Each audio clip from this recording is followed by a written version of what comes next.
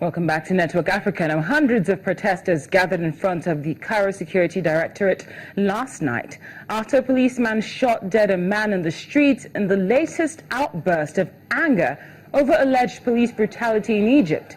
A statement from the Cairo Security Directorate explained that the policeman had shot dead a driver after an argument and was forced to flee a mob of local people who attempted to catch and kill him.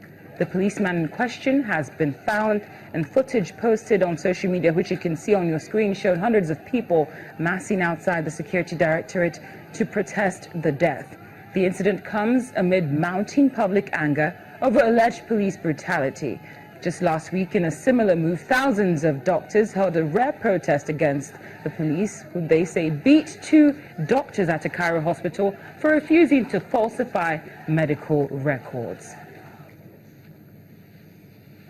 Now, here's something you definitely don't see every day. One lioness and her two cubs, which escaped from a wildlife park in Kenya's capital, Nairobi, have been recaptured, and the two others are believed to have gone back into the park of their own accord. However, it's not clear if more lions remain on the loose. According to a local newspaper in Kenya, that's the Standard, earlier in the day, the lions were spotted roaming the Langata area in the middle of the night, prompting the Wildlife Service to send in rangers. The team has been on ground since 3 a.m. local time to ensure that the issue is contained and the lions are safely back. People have also been warned to avoid confronting the lions in the event that they encounter them.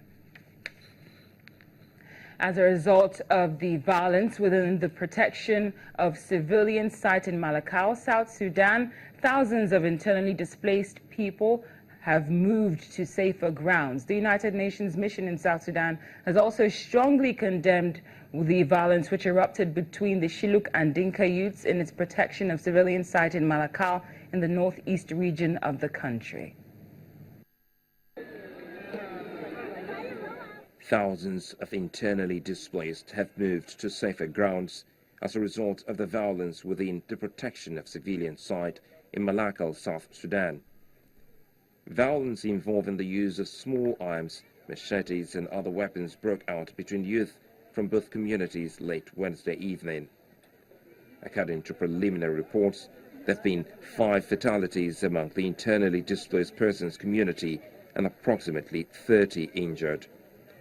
United Nations missions police in charge of maintaining order within the protection sites immediately intervened with tear gas to disperse the crowd. Casualties were brought to the international NGO clinic in the site. UN troops have increased perimeter patrolling while physically securing areas in the vicinity of the protection of civilian site. Patrols will continue throughout the night.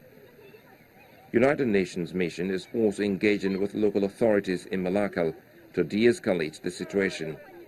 Such an attack against civilians and UN premises may constitute a war crime.